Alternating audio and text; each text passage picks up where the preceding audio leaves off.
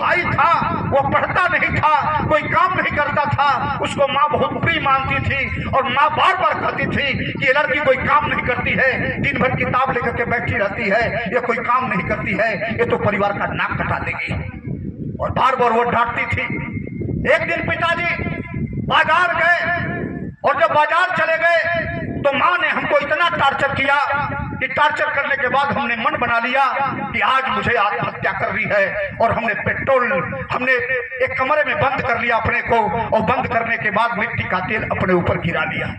और गिराने के बाद जब हमने माचिस की तिल्ली सोचा कि जला दूं, तब तक याद आई कि एक बार पिताजी का चेहरा देख लूं, अभी नहीं रात में मर जाऊंगी, लेकिन एक अंतिम बार मैं पिताजी को देखना चाहती हूँ।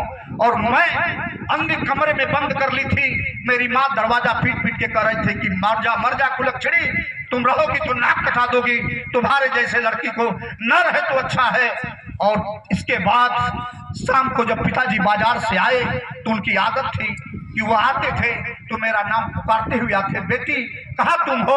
और मैं आवाज नहीं दी। उस दिन पिताजी ने हमारी माँ से कहा कि निश्चित है हमारी बेटी को तुमने परेशान किया होगा, इसीलिए बेटी की आवाज नहीं आ रही है। उस माँ ने कहा कि जाओ देख लो, वो मर गई होगी कुलक्षणी, आज साफ हो गया होगा कि कम से कम आज के बाद ऐसी बेटी नहीं मिलेगी जो घर में काम नहीं करती है।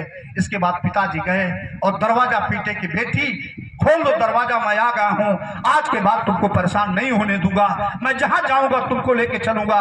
और कहा कि पिताजी, मैं आया और पिताजी मुझे गले लेकर के रोने लगे। और उस दिन के बाद से पिताजी सुबह जैसे सुबह होता था मुझे जगा देते थे और जगा के कहते थे बेटी चलो हम चलेंगे सैर करने, और हम लोग टहलने निकल जाते थे। उसी समय सुनीता यादव का नाम पेपर में छपा था कि सुनीता यादव पहाड़ की सबसे ऊंची चोटी पर चढ़ी है। हमने पूछा कि पिताजी क्या मैं भी पहाड़ की चोटी पर चढ़ सकती हूँ? उसने कहा हाँ बेटी चढ़ सकती हो। कहा इसके लिए करना क्या पड़ेगा? उसने कहा कि कुछ नहीं करना पड़ेगा, इसके लिए परिश्रम करना पड़ेगा, और तुम कसम खा लो परिश्रम अगर करोगी तो तुम चोटी पर चढ़ सकती हो। उसी दिन से पिताजी ने कहा कि चलो तुमको तुम्हारी हम तैयारी कराते हैं, और लेकर के पहाड़ पर चढ़ने लगे। और जब पहाड़ पर चढ़ने लगे पिताजी तो थक जाते थे तो कहते थे बेटी आगे जाओ, डरना मत, तुम बहादुर हो, एक दिन देश का नाम रोशन करोगी, दुनिया में तुम्हारा नाम लोग लेंगे, डरना मत, तुम किसी जंगली जानवर से मत डरना, तुम आगे बढ़ो, तुम आगे बढ़ो। और रोज पिताजी हौसला देते थे। और एक दिन स्थिति ऐसी पैदा हुई कि उसी पिताजी के रोज के हौसले के कारण जब मैं एवरेस्ट की चोटी पर चढ़ी थी तो उस दिन पिता को सबसे पहले मैंने सलाम बोला था कि आज वो बेटी जिस बेटी को पिताजी ने पाला था वो बेटी आज एवरेस्ट की चोटी पर चढ़ी। इसलिए बेटियों, माताओं, बहनों, बेटियों के साथ अन्याय मत करना। आज बेटियां किसी भी क्षेत्र में उठा करके देख लो, किसी भी क्षेत्र में बेटियां आज कम नहीं है।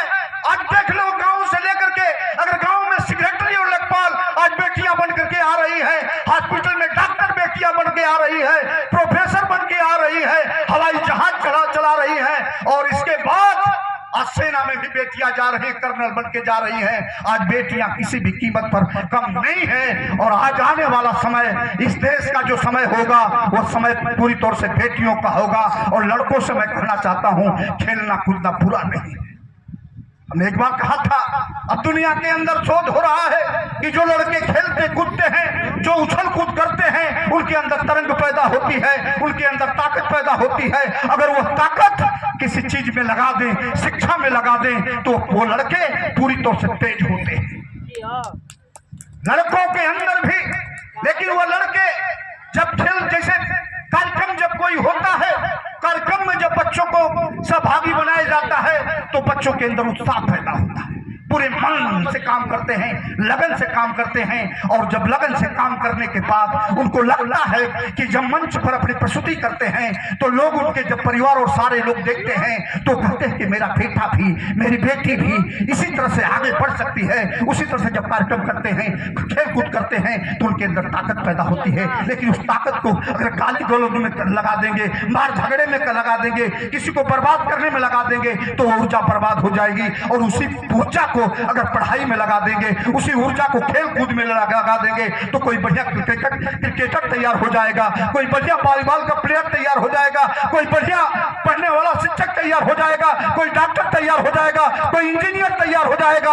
आज शहरों से भी गांव की प्रतिभाएं आगे हैं। आओ हम सब बच्चे संकल्प लें कि हम मेहनत से पढ़ेंगे, खेलेंगे, कूदेंगे, स्वस्थ रहेंगे और मेहनत से पढ़ेंगे और मेहनत से पढ़ करके परिवार का नाम रोशन करेंगे, समाज का नाम रोशन करेंगे, राष्ट्र का नाम रोशन करेंगे और परिवार और विद्यालय का नाम भारत नहीं दुनिया के अंदर फैलाएंगे। इन्हीं शुभकामना के साथ मैं अपनी बात समाप्त करता हूं। जय हिंद, जय भारत।